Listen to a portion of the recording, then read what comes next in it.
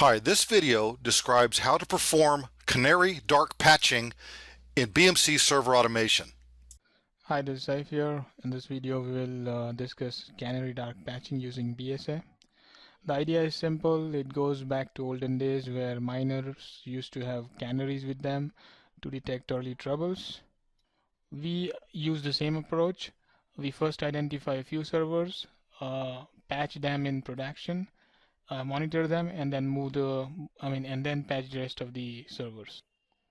Of course, patches are pre-tested before going production with canaries. So the workflow is simple. We won't spend a lot of time here. We are patching 3 IaaS web servers behind load balancer. So let's jump in quickly. So this is my group of 3 IaaS web servers. What I'll do is I'll go and create a property called isCanary to identify my canary servers. In my case, I have already created such a property using the property dictionary. Let's pull that out and see how it looks like.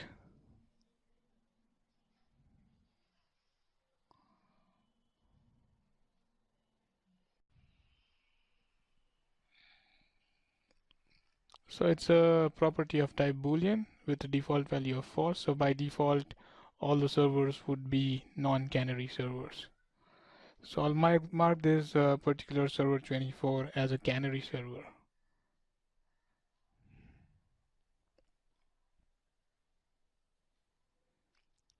What I'll do is I'll go ahead and create a smart group to identify my canaries versus non-canaries.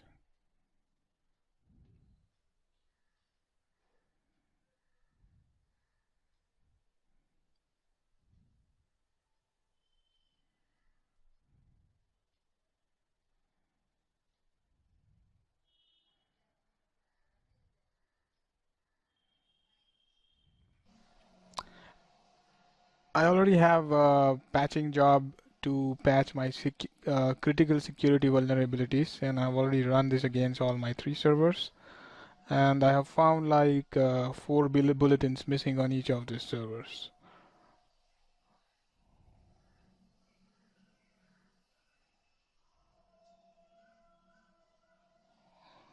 So what I will do is I will run this analysis job in the remediation mode to generate remediation artifacts so that I can play with those remediation artifacts to achieve my canary use case.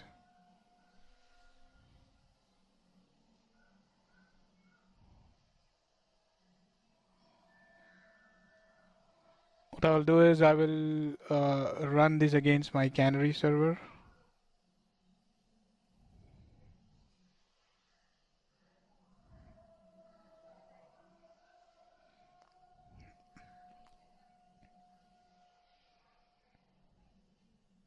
And I'll now execute this job.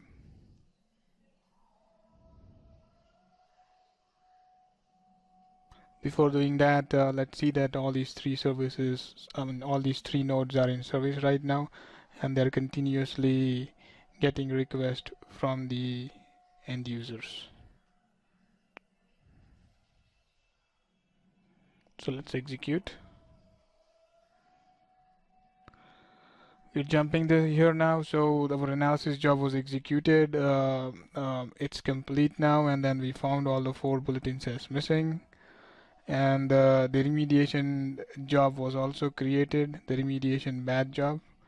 So we'll open up that bad job, and then we see there are some defaults here. So we'll modify these defaults, and then we'll play around with this bad job to add a lot of other jobs here. So first thing is we change this advanced deploy job to a basic deploy job, which is generated by the patching job.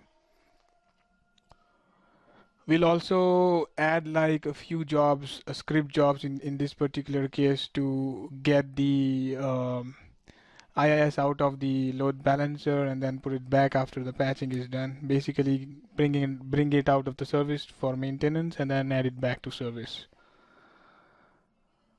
A lot of other jobs like testing, etc., can also be added here, such that if the testing fails, this bad job won't go ahead and basically add this canary back to the service. So we'll directly execute this bad job against our canaries here.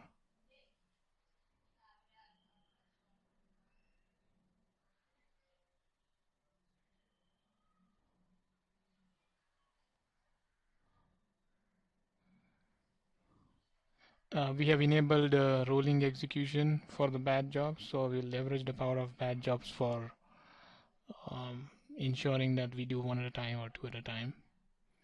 In this case, we just have like one canary, but this is helpful when there are multiple canaries. We schedule this bad job, so the execution of that bad job has started and the canary is gone out of service now. It is patching and we'll come back after it is patched. Okay, so the canary has been patched now.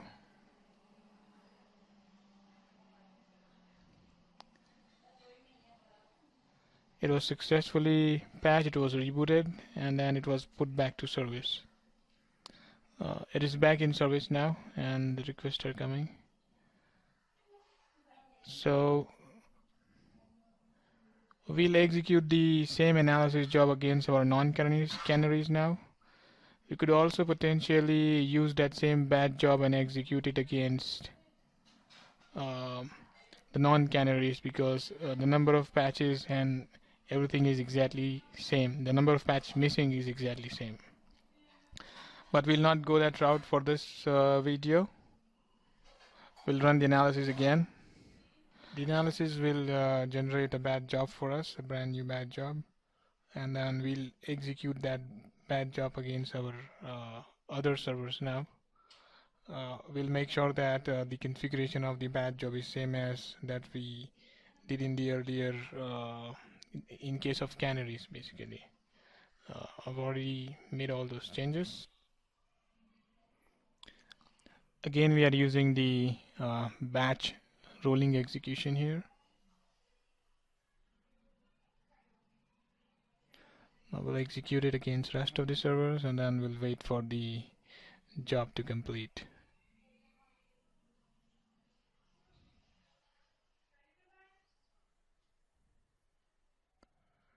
Since this is batch rolling execution, we'll see multiple runs being created here.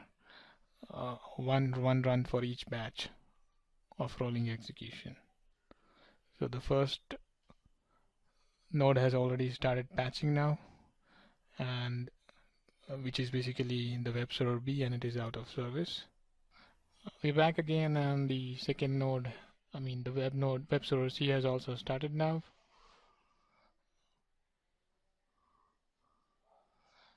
And the web server C is also complete, and we'll make sure that all the nodes are servicing the request. Okay, so that's all for now. Thank you for watching this video.